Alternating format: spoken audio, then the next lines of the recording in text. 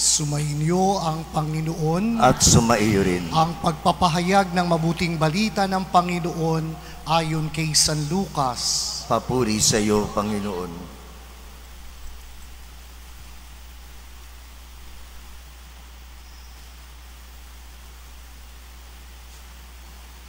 Noong panahong yun, umakyat si Jesus sa bundok upang manalangin.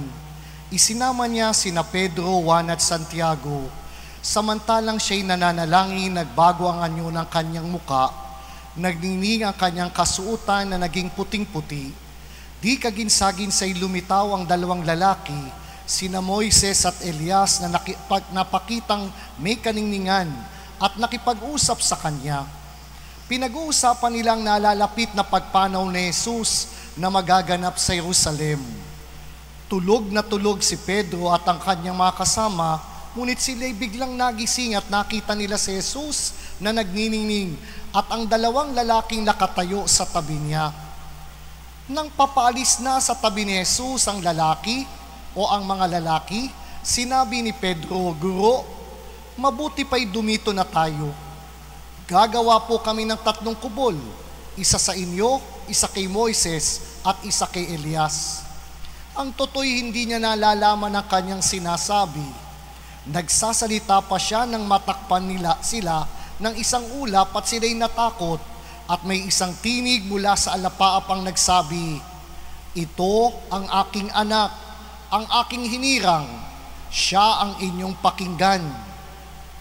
Nang tumigil ang tinig, nakita nilang nag-iisa na si Jesus at hindi muna sinabi ng alagad kanino man ang kanilang nakita. Ang mabuting balita ng Panginoon. Pinupuri ka namin, Panginoong Hesukristo. Kalakbay sa pag-asa, kung hindi siya malalim ang ugnayan sa Diyos. Kaya magandang tunghayan sa mga kwento ng Ebanghelyo. Ano ang nagiging bunga ng isang tunay na pananalangin sa Diyos? 3 bagay po. Una, batay sa kwento, habang nananalangin si Jesus, siya ay nagbagong anyo. The fruit of prayer leads towards transformation. Kung tunay at dalisay ang ating pananalangin, hindi natin mapipigilan ang pagbabago ng ating katauhan. Matatandaan natin ang kwento ni Moises.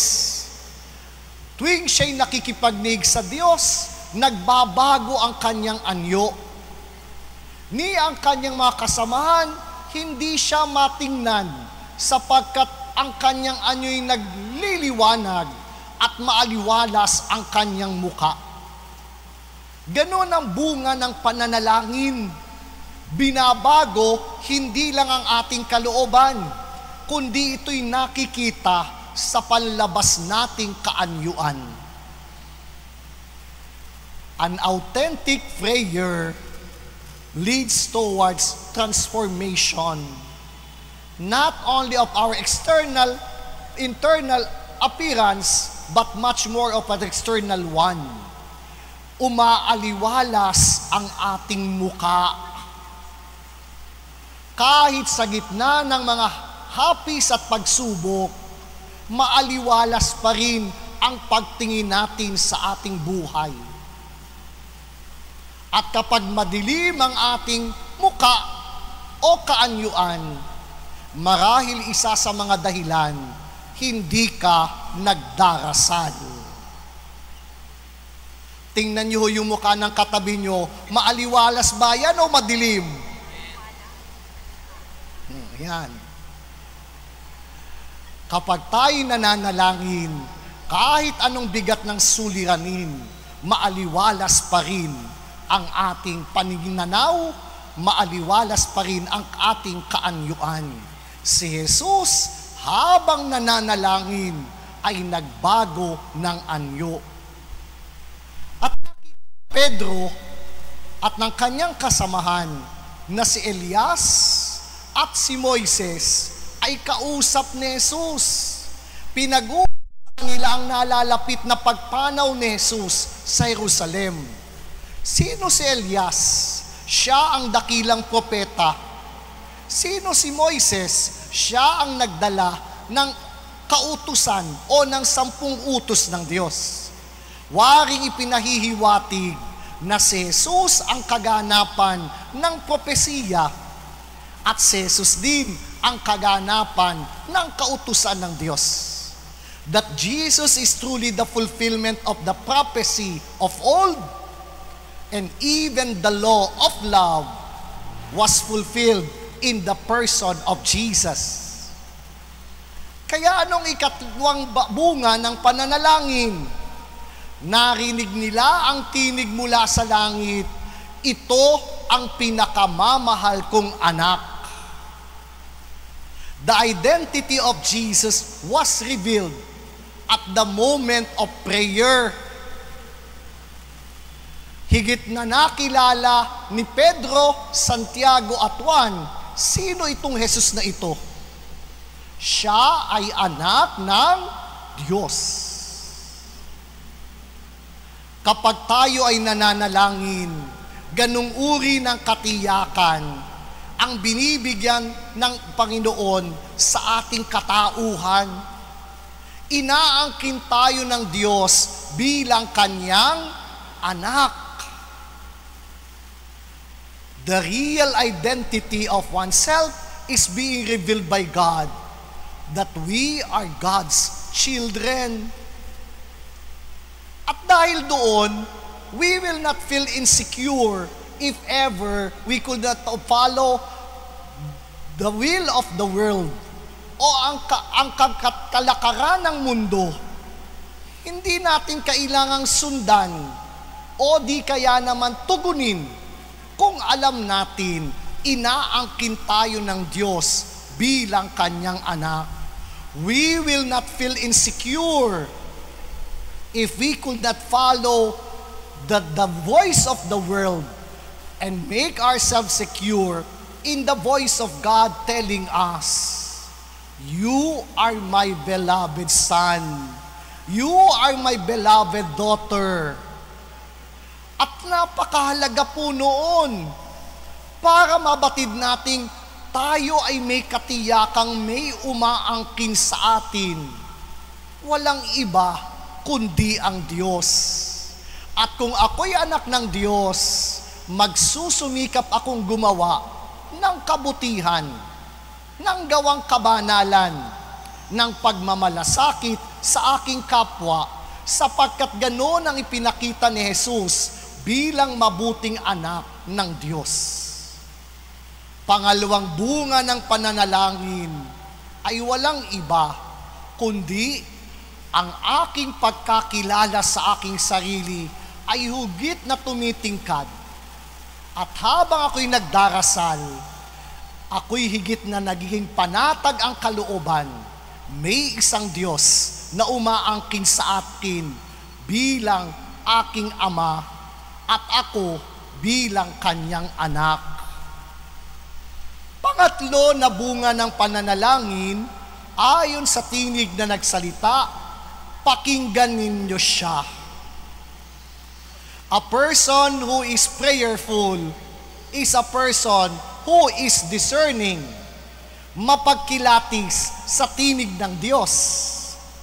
Sapagkat kung tayo'y tunay na nagdarasal, hindi lang tayo salita ng salita, hindi lang tayo ang dakdak ng dakdak, hindi lang tayo gamit ng mga formula ng pagdarasal. Bagamat mahalaga yun, pero hindi lang yun ang pananalangin. Ang pananalangin ay nagiging ganap kapag ikay tumahimik at pakinggan ang munting tinig ng Diyos na nangungusap sa iyong kaibaturan at maging sa iyong pang-araw-araw na karanasan.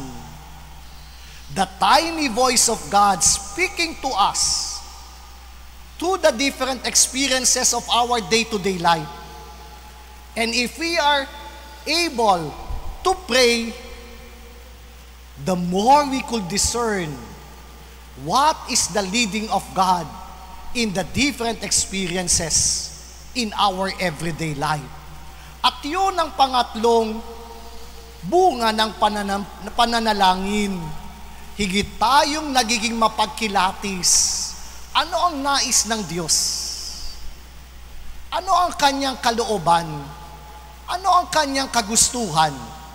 At kung tunay natin itong napapakinggan, tunay natin itong susundan, higit sa aking kagustuhan. Yan ang buhay ni San Roque. Marami siyang planong gawin noon para sumunod kay San Francisco ng Assisi. Pero nang nakadaan siya sa isang lugar na may epidemya, narinig niya ang tinig ng Diyos na nag-anyaya sa kanyang huminto at tumugon sa pangangailangan ng mga tao. Iniisang tabi niya ang kanyang plano upang magbigay daan sa plano ng Diyos. Kaya masasabi natin, tunay na paladasal ang taong ito, sapagkat hindi lang yung kanyang gusto ang kanyang sinundan. Ang sinundan niya ay yung kalooban ng Diyos na mapaglingkuran. Lalo tigit ang may karamdaman na dumadanas ng epidemya noong kanyang kapanahunan. Kaya nga ba nabanaag ang kanyang kabanalan, nabanaag din ang kanyang kabutihan, at marami sa kanila'y nanalig dahilan kay Roque, nakamit ang kagalingan. Lumiwanag ang kanyang katauhan na nagdulot ng paghihilom sa mga taong may sakit noon, at gayon din naman sa pagkilos sa gantong pamamaraan na ipakita niya. Siya ay anak ng Ama, kahit ang kanyang magulang ay mataas ang katungkulan sa lipunan noon. Hindi niya ito inambisyon, ni hindi siya nagpakilala habang nasa piitan, sapagkat secure siya sa pag-ibig ng Ama bilang kanyang anak. Hindi niya kailangang ipagbunyi na siya'y anak dati ng gobernador. Hinayaan niyang maghirap ang kanyang sarili, magdusa sa piitan, dahil alam niya may tunay siyang Amang nasa langit na nagbibigay ng kasiguraduhan, katiyakan, at payapa ang kanyang loob sa gitna ng paghihirap sa piitan. Kaya po sa ikalawang araw na ito ng ating pamimintuho sa mahal na patron at kapistahan ng pagbabagong anyo ng Panginoon, pag-alabi natin ang ating pananampalataya sa pamagitan ng isang tunay at pagdarasal. Magdulot nawa ito ng pagbabago anyo sa ating pagkatao. Lagi nawa nating marinig kay Jesus, "Ika'y minamahal kong anak." At nawa, maging pamilyar tayo higit sa kanyang tinig upang sa mga plano at gagawin natin araw-araw, ang tinig niya ang kanyang sinusundan at tinig niya ang ating ginagawang gabay. Ang kanyang kalooban ay maghari sa ating buhay. Hilingin natin ang biyaya ng malalim na pananampalataya na nagbubukal sa malalim na ugnayan sa pananalangin sa Poong May Kapal. Tayo po'y nagpapasalamat sa mga nanguna sa ating pagdiriwang sa ikalawang araw na ito mula sa sambayanan ng Santa Teresita ng Batang Jesus, ang Social Communication Ministry ng parokya, at gayon din ang samahan ng Holy Name Society. Maraming salamat po. At siguro sa diwa ng pagbabagong anyo, at tayo rin natutuwa sa pagbabagong anyo ng ating sanktuaryo o altar, marahil ito'y may kaakibat ding paanyaya sa atin. No? Na sa pagbabagong anyo ng altar, kailangan magbago rin tayo, sapagkat kung hindi, saglit lang ho ito nating i-enjoy. Kung meron na namang mga pusang pakalat-kalat at aso na dumudumi sa loob ng simbahan, walang kwenta rin ho ang maganda niyong altar.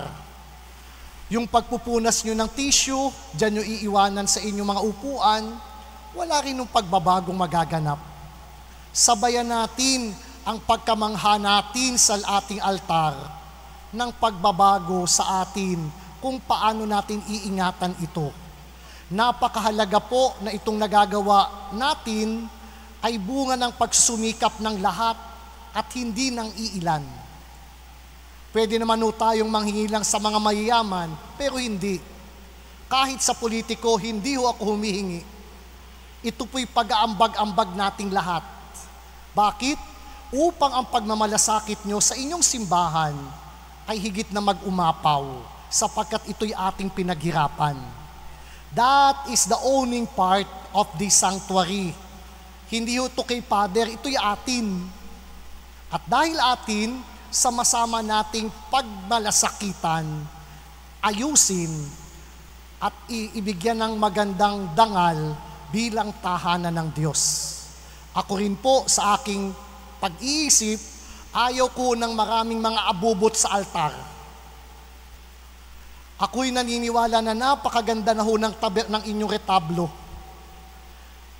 At kapag dinagdagan pa ng iba-ibang mga abubot at mga kung ano-ano, mahalay na po at sobra-sobra na. Ang paniniwala ko po, less is more.